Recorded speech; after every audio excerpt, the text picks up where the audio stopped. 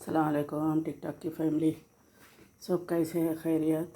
अच्छी हूँ मैं भी अल्हम्दुलिल्लाह। आज मैं खट्टी दाल बना रही, सूजने की फली की।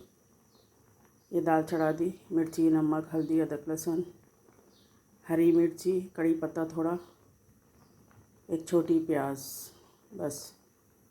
ये देखो।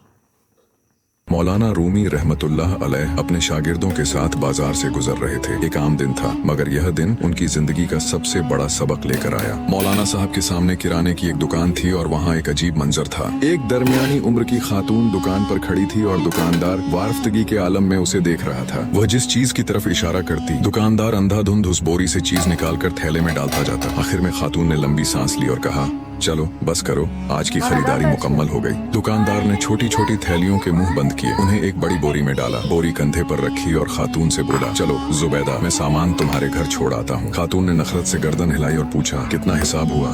दुकानदार ने जवाब दिया, जुबैदा, इश्क में हिसाब नहीं होता। खातून ने गुस्से से उसकी तरफ देखा, वापस मुड़ी और घर की तरफ चल पड़ी। दुकानदार भी बोरी उठाकर चुपचाप उसके पीछे चल पड़ा। मौलाना साहब ये मंजर देख रहे थे। जब दुकानदार खातून के साथ चला गया तो मौलाना साहब दुकान के थड़े पर बैठ गए। दुकानदार थोड़ी देर बाद वापस आ गया। मौलाना साहब ने उसे करीब बुलाया और पूछा, ये खातून कौन थी? दुकानदार ने अदब से हाथ चूमे और बोला, जनाब, यह फलां अमीर खानदान की नौकरानी है। मौलाना साहब ने पूछा, तुमने उसे बिना तोले सामान बांध दिया, फिर उससे पैसे भी नहीं लिए, क्यों? दुकानदार ने अर्ज किया, मौलाना साहब, मैं उसका आशिक हूँ और इंसान जब किसी के इश्क में मुब्तला होता है तो फिर उससे हिसाब नहीं कर सकता।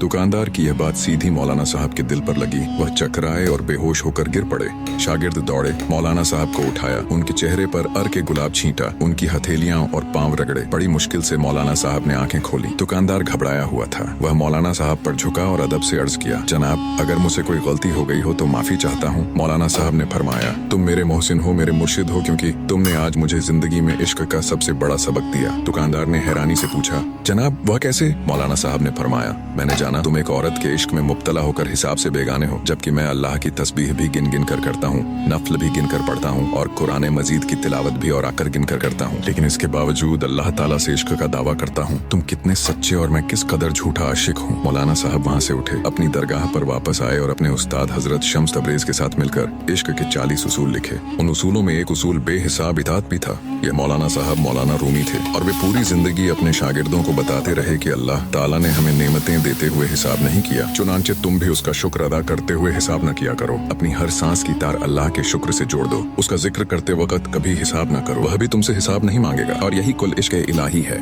सच्चा प्रेम वही है जो हिसाब नहीं करता। जैसे अल्लाह ताला हमें अनगिनत नेमतें बिना हिसाब के देता है, वैसे ही हमें भी उसका शुक्र और जिक्र बिना हिसाब के करना चाहिए। जो दिल अल्लाह के जिक्र से जुड़ जाता है वही दिल सच्चा आशिक बन जाता है। ऐ अल्लाह, हमें भी अपने प्रेम में सच्चाई, इखलास और बिना हिसाब के शुक्र अदा करने की तौफीक अता फरमा और हमारे दिलों को अपने जिक्र से हमेशा जिंदा रख। आमीन या रब्बुल आलमीन।